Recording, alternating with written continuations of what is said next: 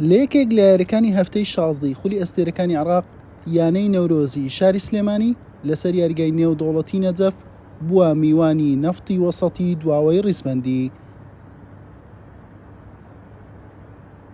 ئەم لێدانە ڕاستەوخۆی ئەحمەد مەحموود یەکەم هەڕەشەی نەورۆز بوو لەسەر گۆڵی خاوەن ماڵ.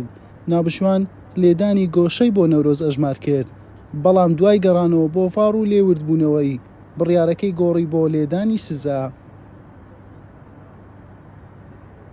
مەڕوان حوسێن بە سەرکەوتووی جێبەجێ کرد و سوور پۆشانی شاری ڕۆشنبیری کردە خاوەنی گۆڵ یەکەم.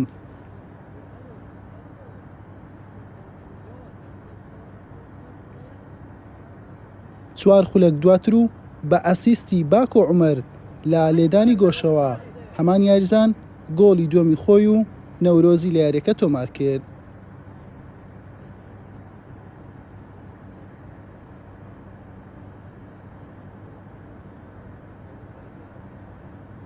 نەفتی وەسەط تەنها بەم لێدانە سەرە وەڵامی نەورۆزی دایەوە. نیوەی یەکەم هەر ئەوەندەی لە خۆ گرت بوو بە پێشکەوتنی نەورۆز کۆتایی هات. لا نیوەی دووەم و لە یەکەم دەرفەت کلاودیۆ ئۆلیڤێرا مارادۆنای بەرازیلی گۆڵێکی نایابی بۆ نەورۆز کرد و یانەکەی کردە خاوەنی گۆڵی سێەم.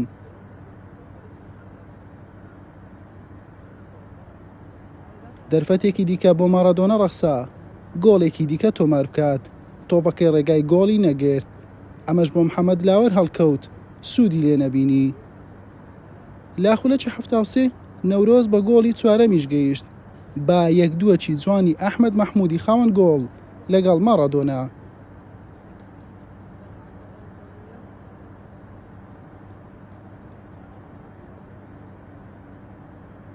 نەورۆز بە چەند هێرشێک هەوڵی زیادکردنی ڕێژەی گۆڵەکان و گەورەکردنی ئەنجامەکەی دەدا. لەولاشەوە نەفتی وەسەط ئەنجامەکەی لەسەر قوڕس بوو، دەیویست هەر هیچ نەبێت گۆڵێک تۆمار بکات. کات کۆتایی هات، نەورۆز بە 4 گۆڵی بێوەڵام براوەی یاریەکە بوو.